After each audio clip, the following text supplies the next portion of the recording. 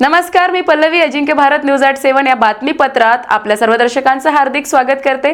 विदर्भ ते महाराष्ट्रातील वेधक आणि वेचक बातम्या या बातमीपत्राद्वारे आपल्यापर्यंत आम्ही पोहोचवत असतो. अद्यापही आमच्या YouTube चॅनलला आपण सबस्क्राइब केलं नसेल, सबस्क्राइब करा, बेल आयकॉनला क्लिक करा, म्हणजे प्रत्येक अपडेट आपल्या मोबाईलवर असेल. चला तर आज बघूया काय दिवसभरात ठळक घडामोडी झाली आहे. एक नजर आजच्या ठळक घडामोडींवर. माण नदीत बुडालेल्या 20 वर्षीय युवकाचा मृतदेह अखेर सापडला. जिल्हाधिकारी कार्यालयातील LED गार्डन लॅम्प मध्ये पाणी दुरुस्ती करा या तीव्र आंदोलनाला शिवसेनेचा इशारा. अर्जुननगर येथे कारमध्ये तरुणाचा मृतदेह, श्वास रोखल्याने मृत्यूचा प्राथमिक अंदाज. मनपाच्या सभेत पाणी टंचाईवर होणार चर्चा, सर्वसाधारण सभेत 14 विषयांवर होणार चर्चा. बातम्यांचा वेगवान पाठलाग, निर्भीड पत्रकारिता, जनसामान्यांच्या प्रश्नांना वाचा फोडणारे एकमेव अजिंक्य भारत न्यूज. चला तर बघूया आजच्या सविस्तर बातम्या. वारी हनुमान मंदिरासमोरील वाण नदीच्या पात्रातील डोहात मित्रांसोबत पोहताना बुडालेल्या 20 वर्षीय युवकाचा मृतदेह अखेर रविवारी 2 ऑगस्ट रोजी सकाळी सुमारे 10:45 आढळून आला. योगेश प्रकाश वानखडे, वय 20, राहणार खुटपुरी, तालुका खामगाव, जिल्हा बुलढाणा. हा युवक शनिवारी 1 ऑगस्ट रोजी दुपारी 1 वाजता मित्रासह वारी हनुमान मंदिर येथे फिरण्यासाठी गेला होता. यावेळी मंदिरासमोरील वाण नदीच्या पात्रातील डोहात मित्रांसोबत पोहत असताना योगेश पाण्यात बुडाला होता. त्यानंतर त्याचा शोध घेण्यासाठी शोध मोहीम सुरू करण्यात आली होती. दरम्यान रविवारी सकाळी सुमारे 10:45 योगेशचा मृतदेह शोधून काढण्यात आला. मृतदेह पुढील कार्यवाहीसाठी वरवट, तालुका संग्रामपूर येथे शवविच्छेदनासाठी पाठवण्यात आला आहे. अकोला जिल्हाधिकारी कार्यालयाच्या नव्या इमारतीसह परिसराचे सुशोभीकरण करण्यात आले असले तरी गार्डन मधील LED गार्डन लॅम्प मध्ये पाणी साचल्याने अनेक दिवे निकामी होण्याच्या स्थितीत आहेत. नियमित देखभाल, दुरुस्ती अभावी परिसराच्या सौंदर्यावर परिणाम होत असल्याचा आरोप शिवसेना उद्धव बाळासाहेब ठाकरे पक्षाने केलाय. यापूर्वी सुरक्षा रक्षक नसल्याने परिसरातील झाडांचीही नासाडी झाल्याचे सांगण्यात आले. LED लॅम्पची तातडीने दुरुस्ती, सुशोभीकरण, संरक्षण आणि कायमस्वरूपी चौकीदाराची नियुक्ती करावी अशी मागणी करण्यात आली असून अन्यथा तीव्र आंदोलन छेडण्याचा इशारा शिवसेनेने प्रशासनाला दिला आहे. मी इथे जिल्हाधिकारी कार्यालयात आहे. इथे गार्डनिंग लाईट लावलेले आहेत. या प्रत्येक गार्डनिंग लाईटमध्ये पाणी साचलेलं आहे. याच्यावर कलेक्टर ऑफिसमधले कुठल्याही कर्मचाऱ्याचं, कुठल्याही अधिकाऱ्याचं लक्ष नाही आहे. प्रशासनाचा एकदम दुर्लक्ष करत आहे त्याच्यावरती, आणि याच्यामुळे एखादी मोठी जीवितहानी होऊ शकते. याच्यावर लवकरात लवकर जर कारवाई करण्यात यावी, नाहीतर आम्ही आमच्या पक्षाच्या शिवसेना उद्धव बाळासाहेब ठाकरे या पक्षाच्या नेतृत्वामध्ये मोठं आंदोलन छेडू. नाहीतर याच्यावर काहीतरी ज्यांनी हा कॉन्ट्रॅक्ट घेतला असेल त्याच्यावर कडी म्हणजे जास्तीत जास्त प्रमाणात कारवाई करण्यात यावी, असा एक आंदोलनाचा एक इशारा देऊ आम्ही.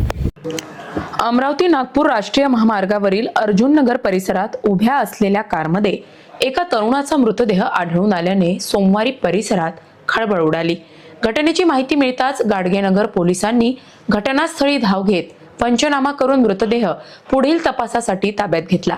मृताचे नाव विरल जसपारा, राहणार ब्युटी प्लॉट, राजापेठ असे आहे. तो MH20 BY 2328 क्रमांकाच्या 4 चाकी वाहनात मृत अवस्थेत आढळून आला. पोलिसांनी वाहनाची तपासणी केली असता त्यामध्ये दारूच्या बाटल्या आढळून आल्या.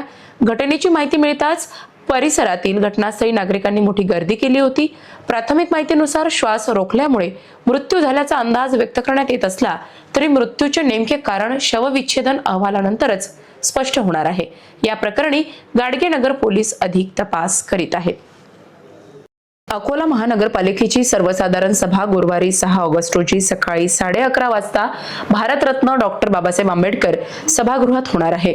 या सभेत तब्बल 14 विषयांवर चर्चा होणार असून पाणी टंचाईच्या पार्श्वभूमीवर जल पुनर्भरण राष्ट्रीय शुद्ध हवा कार्यक्रमांतर्गत 11 कोटींचा निधीचा विनियोग, नगरोत्थान महाअभियान व दलित वस्ती सुधार योजनेच्या निधीचे नियोजन यासह विविध महत्त्वपूर्ण विषयांवर निर्णय होणे अपेक्षित आहेत. सभेच्या विशेष विषय पत्रिकेत खासदार अनुप धोत्रे यांच्या माध्यमातून CSR उपक्रमांतर्गत शहरातील विविध ठिकाणी ओपन जिमची उपकरणे बसविण्यासाठी प्रस्तावित जागांना ना हरकत प्रमाणपत्र देण्याचा सुद्धा विषय आहे. आमदार स्थानिक विकास योजनेअंतर्गत प्रभाग 1, 7, 10 आणि 18 मध्ये प्रस्तावित कामांना अर्क प्रमाणपत्र व मान्यता देण्याची विषय समोर ठेवण्यात येणार आहे. संभाव्य पाणी टंचाईच्या पार्श्वभूमीवर शहरात रेन वॉटर हार्वेस्टिंग करण्यासाठी प्रस्ताव सादर करण्याबाबत याबाबतही निर्णय घेण्यात येणार आहे. एकंदरीत या सभेत तब्बल 14 विषयांवर चर्चा होऊन निर्णय घेण्यात येणार आहे. घेऊया एक छोटीशी विश्रांतीनंतर पुन्हा बघणार आहोत अजिंक्य भारत न्यूज @ 7. आजचा अजिंक्य भारत ई पेपर वाचलात का? देश विदेश राज्य जिल्हा आणि आपल्या परिसरातील घडामोडी आता तुमच्या बोटांच्या टोकावर. राजकारण, शिक्षण, कृषी, उद्योग, मनोरंजन, क्रीडा आणि समाजातील प्रत्येक महत्त्वाची बातमी सर्व काही एका ठिकाणी. मोबाईल, टॅब, लॅपटॉपवर सहज वाचा आणि रहा नेहमी अपडेट. आजच भेट द्या आमच्या संकेतस्थळाला www.ajinkyaBharatnews.com आणि जोडा स्वतःला सत्य, विश्वास आणि वेगवान पत्रकारितेशी. अजिंक्य भारत वृत्तपत्र, बातम्यांचा वेगवान पाठलाग. विश्रांतीनंतर मी सर्व दर्शकांचं हार्दिक स्वागत करते.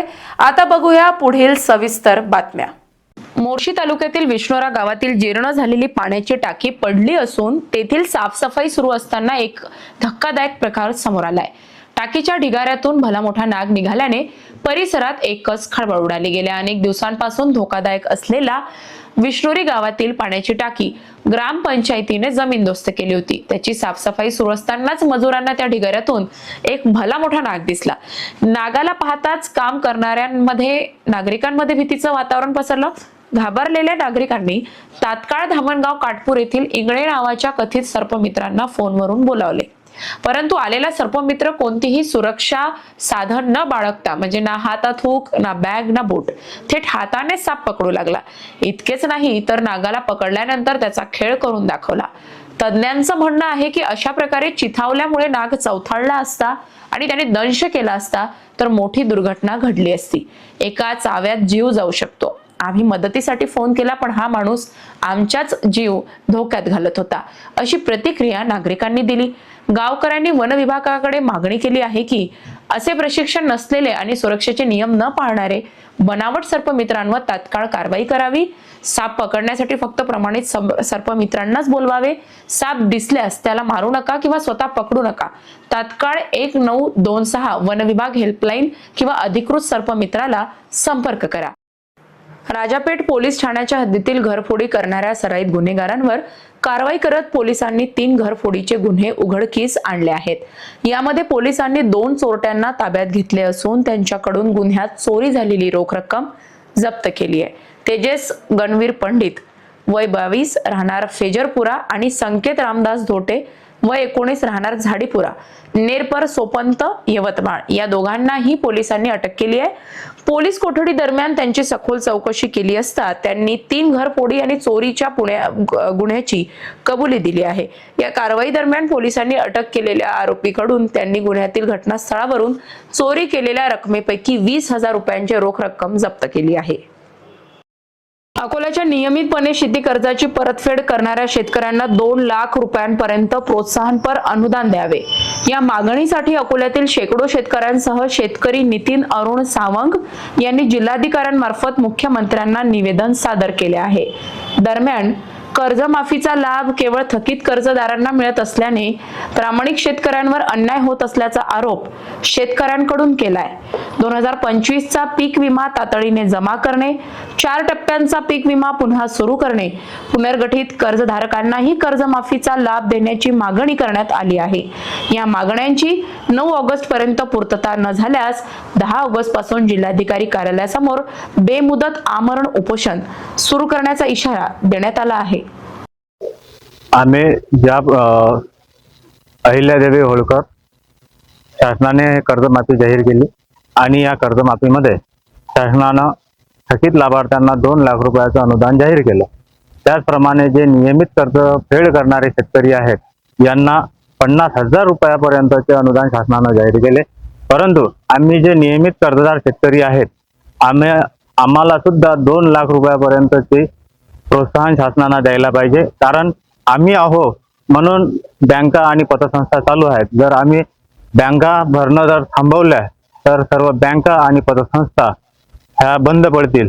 म्हणून आमची अशी शासनाला मागणी आहे की ज्याप्रमाणे तुम्ही थकीत शेतकऱ्यांना 2 लाख रुपयाचं प्रोत्साहन दिलं त्याचप्रमाणे आम्ही नियमित कर्जदार यांना सुद्धा 2 लाख रुपयापर्यंतचं प्रोत्साहन दिलं पाहिजे. आज जिल्हाधिकारी मॅडम मार्फत माननीय मुख्यमंत्री साहेबांना आणि उपमुख्यमंत्री साहेबांना यांना निवेदन दिलं आहे. आम्ही 9 तारखेपर्यंत आमच्या जर मागण्या पूर्ण झाल्या तर आम्ही काही करणार नाही, आणि जर 9 तारखेपर्यंत आमच्या मागण्या पूर्ण झाल्या नाही तर 10 तारखेपासून बेमुदत अन्नत्याग आंदोलन आम्ही जिल्हाधिकाऱ्यालयासमोर सादर करणार आहोत. पुन्हा एक नजर आजच्या ठळक घडामोडींवर. माण नदीत बुडालेल्या 20 वर्षीय युवकाचा मृतदेह अखेर सापडला.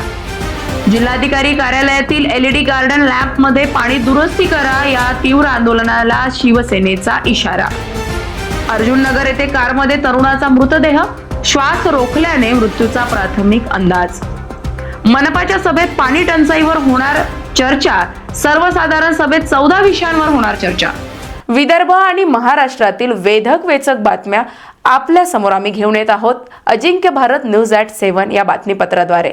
नक्कीच आमच्या यूट्यूब चॅनलला, फेसबुकला, इंस्टाग्रामला, ट्विटरला अद्यापही फॉलो आणि सबस्क्राईब केलं नसेल तर ते करून घ्या, म्हणजे प्रत्येक अपडेट आपल्या सोबत असेल. तत्पूर्वी मी पल्लवी आपला निरोप घेते. बघत रहा अजिंक्य भारत न्यूज @7, बातम्यांचा वेगवान पाठलाग.